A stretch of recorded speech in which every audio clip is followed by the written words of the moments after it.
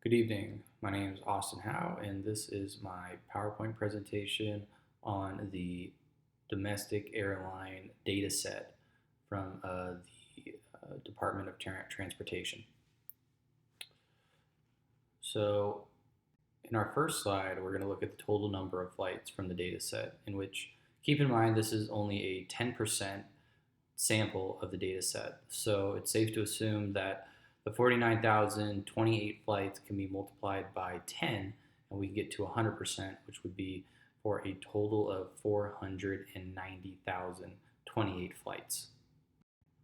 Next, we're going to move on to flights that were delayed upon departure by 15-minute delays. So for this one, as you can see, a vast majority of the flights are on time.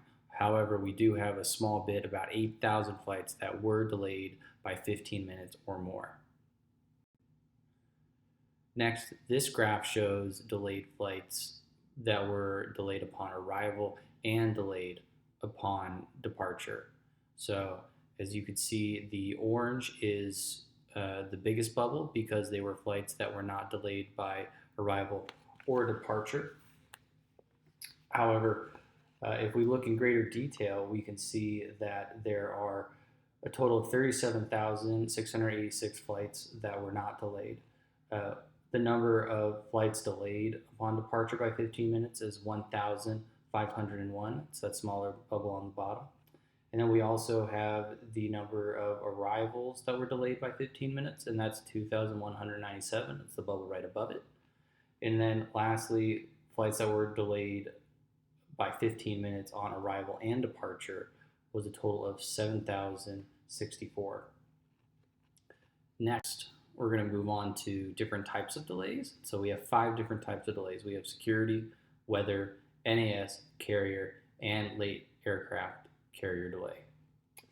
So if we look at this, we can see which one has the most delays for departures of 15 minutes or more, and also which type of delay was for less than 15 minutes or did not experience a delay at all. And so if you look on the right, we can see where the column is with a 1. These are all flights that were delayed by 15 minutes or more. It's very clear that the late aircraft carrier is the number one type of delay for flights that were delayed 15 minutes or more. If we look to the left, we can see the column with a 0, which signifies that these are flights that did not experience a 15-minute delay upon departure. So if we look at this, we can easily see that the NAS delay was the largest cause of delay in terms of total minutes for flights that did not experience a delayed departure of 15 minutes. And so that would be a total of 46,902 minutes for the NAS delay of flights that did not have a delay, and then a total of 201,139 minutes for flights that did have a delay upon departure by 15 minutes or more.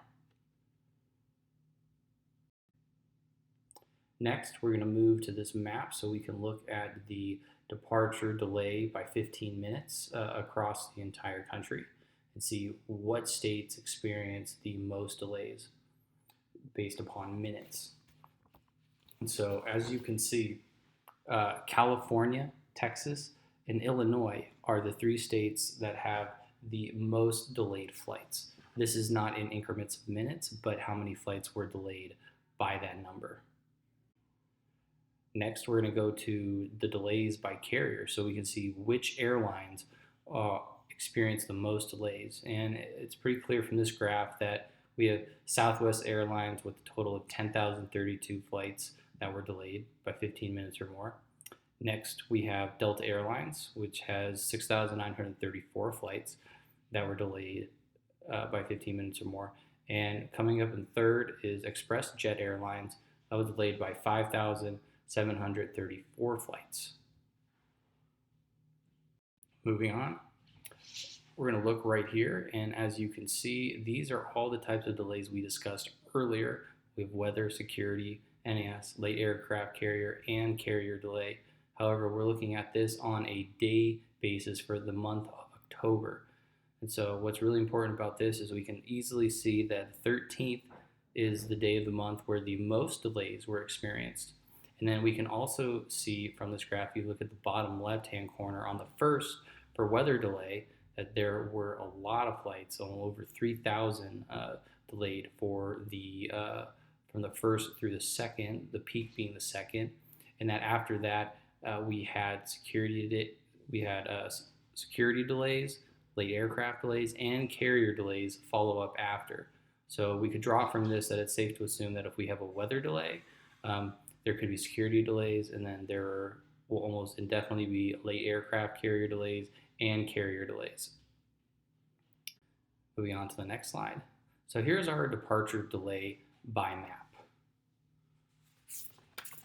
And what we can draw from this is we can look at what 3 cities have the most departure delay in terms of minutes. So as you can see, dark green is the highest number and dark red is the lowest number. And as you can see here, we can see that the 3 cities with the highest amount of delay minutes are Chicago with 56,925. And then we have Dallas, which is 26,758. And then we have Atlanta, which is 22,776 minutes. And this could also be useful because you could look at this data, also the geographical location, and look at the different types of delays that were caused. So, for example, you could take a weather delay and maybe you look at Chicago. Chicago is known for having very tough winters, very cold, bad weather, and for that reason alone, there could be a lot of delays just because of the weather. And it is October, so it's getting to be winter. There could be other things as well. Maybe you want to look at Florida, and there is a lot of weather delays due to tropical storms. So all of these things are important, especially with the data we looked at in the last slide about what delays come after a weather delay. And so this could help for planning flights in the future for certain times of year. Okay, next we're going to look at delays by Southwest only. And so this is useful because perhaps you're Southwest Airlines and you just want to go ahead and you want to find out what cities do we experience the most delays and by what minutes, and also by what time of the year. We know this is October, so we know what's in the fall. It's probably getting close into the winter months. It's colder. Weather may not be as friendly.